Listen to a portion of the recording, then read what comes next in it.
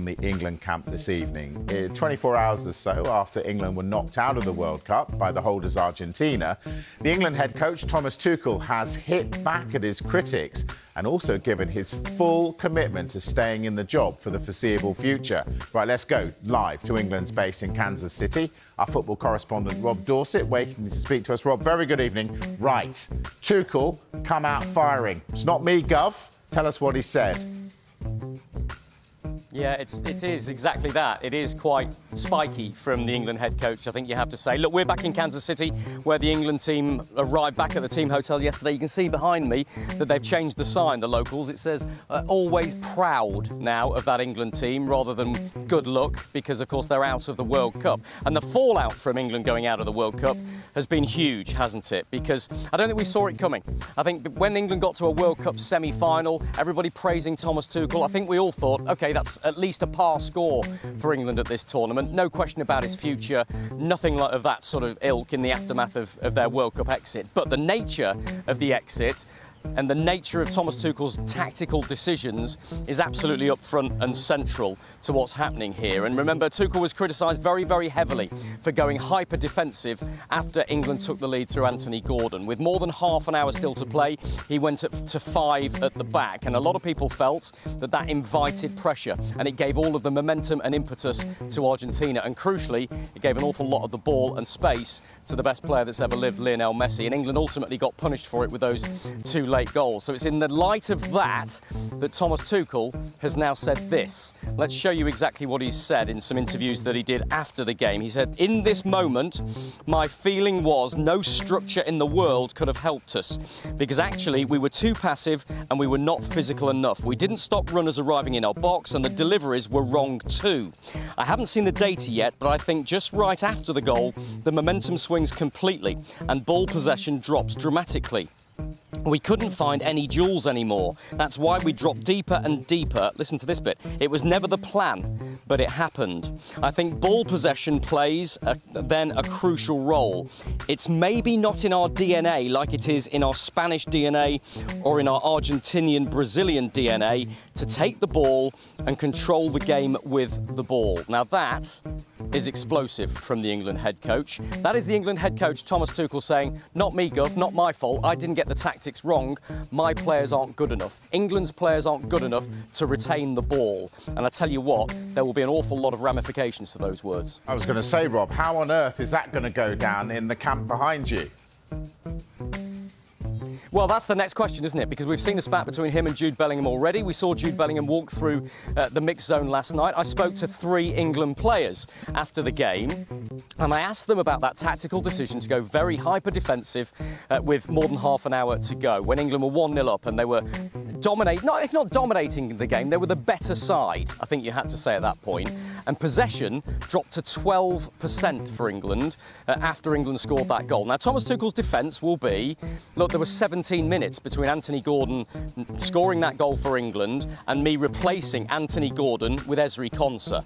And it was his feeling, the England head coach, that during that time, England were losing their way. They were dropping deeper. They'd lost control of the ball and Argentina was starting to dominate. So his solution was to go 5 at the back, to try and cut down the balls coming into the box. It had exactly the opposite effect, whether he likes it or not. And I don't know how the England players will feel about that. But the players that I asked about the tactics in those post-match interviews last night, you could see it in their faces. They weren't exactly happy with the tactical decisions that had been made. They were not going to have a critical view of the head coach, Thomas Tuchel. They've been hugely united throughout the whole of this tournament. But it was very, very clear when I asked Harry Kane that question. He said, "I don't know, we'll look at that in due course." But it did become difficult for us to get out of our area.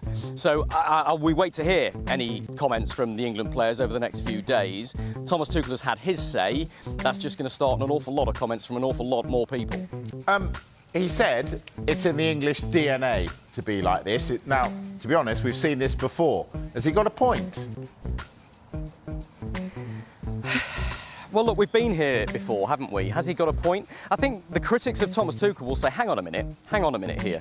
Your entire message to these England players in the 18 months you've been in charge is don't do what you do with your Premier League clubs, what you've been drilled to do for the entire of your footballing career, which is pass along the back four, probe, try and draw out the attack, to try and draw out the opposition rather, so that you can then get in between the lines and attack them from behind. That's the way we see it every day in the Premier League. That's what these England players are used to. Thomas Tuchel has been saying to them, no, play forward quicker.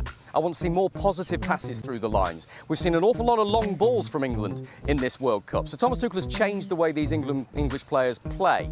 And he also made the decision, by the way, to leave England's most technically gifted player at home in Phil Foden. He left England's possibly best passer of this era in Trent Alexander-Arnold at home. Kobbie Mainoo, who is England's best ball player in tight conditions, never played a single minute of football in this World Cup in 7 matches.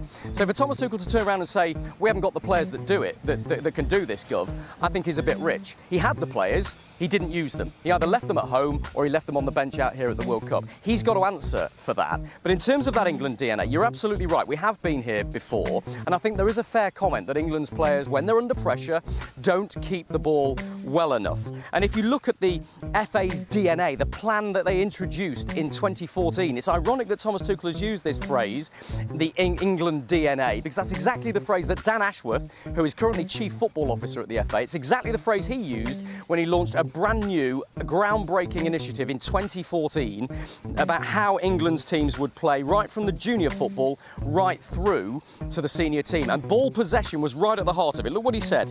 Who we are, establishing a distinct and recognisable on and off field England culture based on clear values and beliefs. How we play, intelligently dominate possession, regain possession as early and efficiently as possible, play with tactical flexibility. That's the key bit there. The future England player, identify and develop talent, fine. How we coach, all England training sessions built on using a positive and enthusiastic manner, etc. How we support the process, all aspects of a player's England experience supported by specialist medical, scientific, analytical and psychological disciplines to enhance the coaching process, player and team performance. It was very scientific from Dan Ashworth back then. They addressed this 12 years ago. So one of two things has happened here. Either that England DNA programme has completely failed, and I'm not convinced that it has, or Thomas Tuchel is wrong. They can't both be true together. OK, so in that case, does Tuchel go? Do the FA make a change? Does anything happen after this? No, I don't think it does. And look, when all of that has died down and Thomas Tuchel's comments have been digested, England made it to a World Cup semi-final.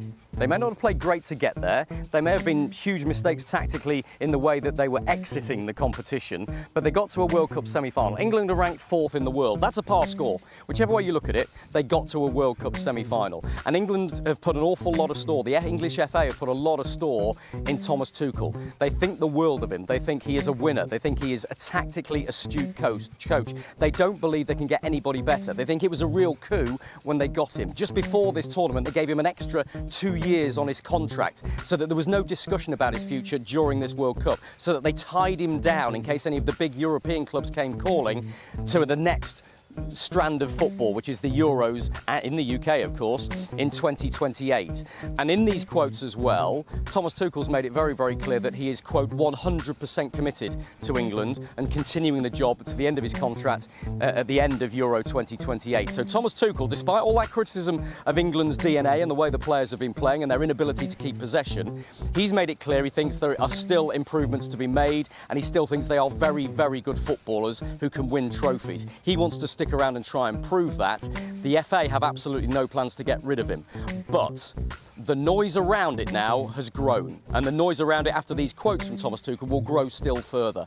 People will react to what he's had to say, that it's not me, it's not my tactics that were wrong, it's the English footballers who aren't good enough. There will be a backlash for that, you can absolutely guarantee it. I can't wait to hear from Gary Neville. I can't wait to hear from Alan Shearer. I can't wait to hear from Gary Lineker, some of the greats of English football who have been there and done this and seen that, who've been critical of Thomas Tuchel and his tactics, especially in that semi-final. When they see these quotes, I think there'll be quite some strong words coming out.